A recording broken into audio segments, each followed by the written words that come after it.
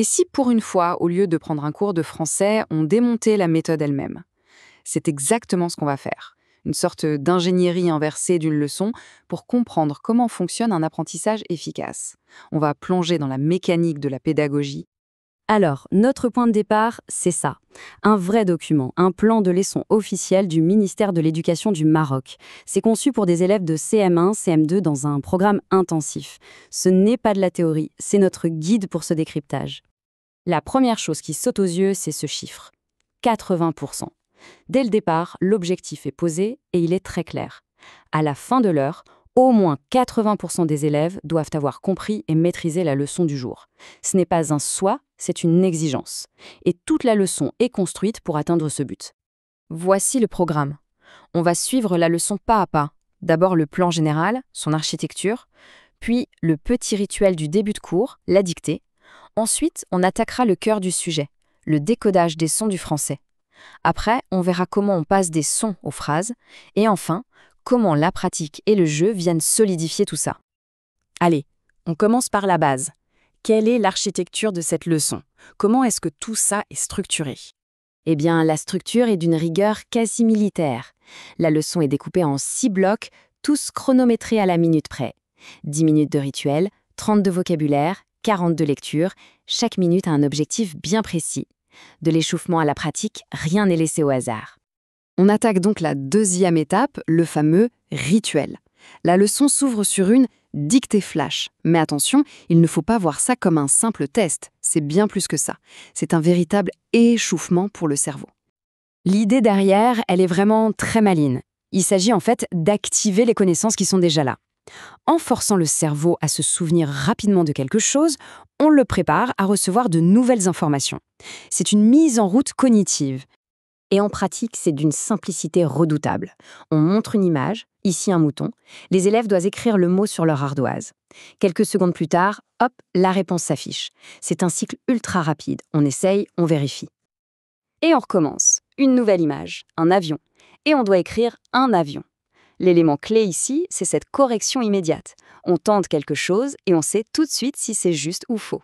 C'est ça qui ancre l'apprentissage. Bon, l'échauffement est terminé, maintenant on entre dans le vif du sujet.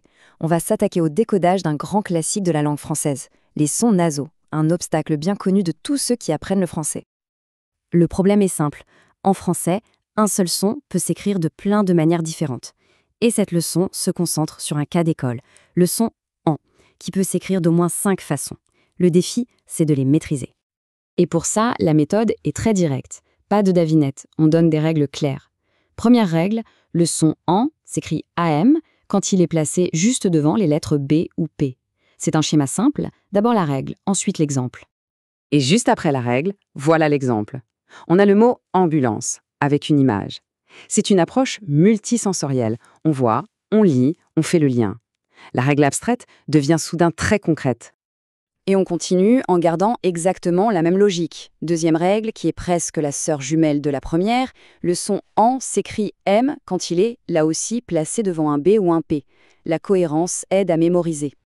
Et l'exemple ici, c'est le verbe « trembler ». C'est un choix très judicieux. Pourquoi? Parce qu'il connecte la règle de grammaire à une action, à une sensation physique. Et ça, pour la mémoire, c'est de l'or. Au final, la leçon donne donc les 5 clés pour décoder le son « en ». En comme dans chanteur, en comme dans dentiste, am comme dans ambiance, m comme dans trembler et même ian comme dans viande. On assiste à un véritable décryptage systématique du code de la langue.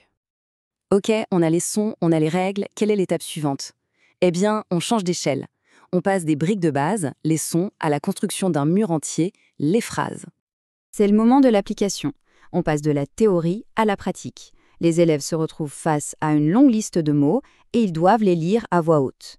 Tous ces mots, bien sûr, contiennent les sons qu'on vient juste d'étudier. Mais des mots seuls ne font pas une conversation. C'est là qu'entre en jeu ce que la méthode appelle les mots-outils. Des petits mots essentiels comme « cette »,« je »,« tu ». Si le vocabulaire, ce sont les briques, les mots-outils, c'est le ciment qui permet de tout lier. Et tout ce travail nous amène à ça, le point d'orgue de la section lecture. Une phrase complète qui a du sens et que les élèves peuvent maintenant lire et comprendre. Le garçon a mal aux dents. Il doit prendre un rendez-vous chez le dentiste. C'est la récompense de tous les efforts précédents. On arrive à la fin de la leçon. C'est bien beau d'avoir appris tout ça, mais comment s'assurer que ça va rester? C'est tout l'enjeu que cette dernière partie, la consolidation. Pour ça, la leçon utilise 2 techniques puissantes. D'un côté, le rappel direct. On dicte des mots, il faut les écrire correctement. De l'autre, un exercice qui demande plus de logique, un petit puzzle. Les mots d'une phrase sont en désordre et il faut les remettre dans le bon sens. On passe de la simple transcription à la vraie construction de sens. Et pour finir en beauté, on termine par un jeu. Ici, c'est le panier des mots. Le jeu, c'est un peu la cerise sur le gâteau.